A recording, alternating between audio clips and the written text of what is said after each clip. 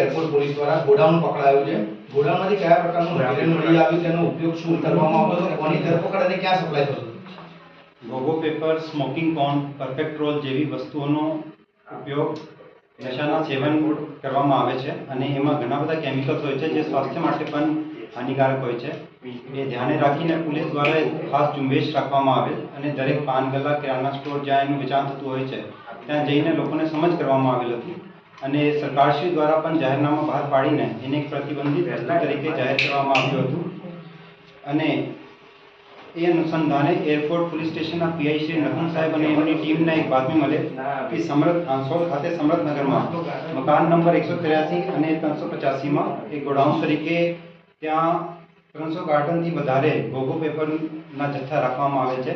તો પોલીસની ટીમ ત્યાં જઈને રેડ પાડી અને કુલ 72 લાખનું મુદ્દામાલ કબજે કરવામાં આવ્યું છે અને બીએનએસ 223 હેઠળ ગુનો નોંધીને આરોપી જેકી પ્રહલાદભાઈ મોટવાનીની ધરપકડ કરવામાં આવે છે અને આગળની કાર્યવાહી ચાલુ છે। ક્યાંથી લાવતો હતો, ક્યાં સપ્લાય કરતો હતો, શું વિગત? આ માલ જે છે એ મહારાષ્ટ્રથી લાવતું હતું અને એ આગળ અમદાવાદ અને નજીકના જિલ્લાઓમાં એને વેચાણ કરતું હતું। સાહેબ, આરોપીનું બેકગ્રાઉન્ડ શું છે? કેટલા સમયથી આ પ્રકારે માલ લાવતો હતો અને અહીં સપ્લાય કરતો હતો? કોઈ મોટો ડીલર છે કે શું છે?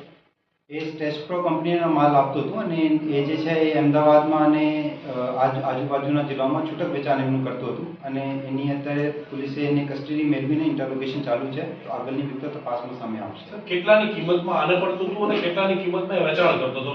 અમદાવાદમાં ખાસ ક્યાં ક્યાં આપતો હતો? કઈ રીતે આનું સાયકલ હતી કે ચેન હતી ગોઠવાઈ?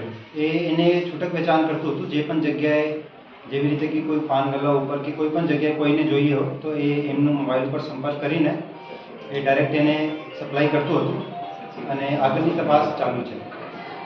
ઓકે સર, આપણે આવા ડીલરોને શું મેસેજ આપવા માંગશો? કારણ કે હવે નોટિફિકેશન પણ ગોગો પેપર બહાર પાડવામાં આવ્યું રાજ્ય સરકાર દ્વારા, તો શું સંદેશો, શું મેસેજ રહેશે આપણી પોલીસ દ્વારા? તમામ લોકોને, ડીલર્સને એ ખાસ એક એ સંદેશ છે કે આ જે વસ્તુ છે પ્રતિબંધિત વસ્તુઓ છે તો એના કોઈ પણ પ્રકારનું વેચાણ, હેરાફેરી, સંગ્રહ પર પ્રતિબંધિત છે। તો એક પર ખાસ ધ્યાન રાખે અને તમામ નાગરિકોને પણ અપીલ છે કે જે કોઈ પણ જગ્યાએ તમને લાગે કે કોઈ એ પ્રકારની વસ્તુનું વેચાણ ચાલી રહ્યું છે તો પોલીસને સંપર્ક કરે અને પોલીસ એના ઉપર કાયદેસર કાર્યવાહી કરશે।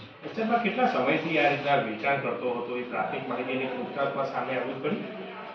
એ લાંબા સમયથી વેચાણ કરતું હતું પણ એની એક્ઝેક્ટ જે ટૂંકી અગાઉ ગોગો પેપર વેચવાનું એ એક ગુનો નથી હતું તો એ જે છે એની વેચાણ કરતું હતું પણ અત્યારે સરકારશ્રીના જાહેરનામા મુજબ એ પ્રતિબંધિત વસ્તુ તરીકે જાહેર કરવામાં આવે છે તો એના અનુસંધાને એને પોલીસે ગુનો નોંધીને કાર્યવાહી કરી છે અને એની પૂછપરછ ચાલુ છે। તો આગળની વિગતો તપાસમાં સામે આવશે। આ ગોગો પેપર વેચનારને ખબર હશે કે અંદરનો માલ જે છે ક્યાંથી આવતો છે, તો એના વિશે કોઈ જાણકારી મળી કે એ જે સામાન છે મહારાષ્ટ્રમાં પુણેથી લાવતું હતું તો એ અત્યાર સુધીની ઉપલબ્ધ માહિતી મુજબ એ પુણેથી આવતું હતું પણ આગળની તપાસ અમે કરી રહ્યા છીએ।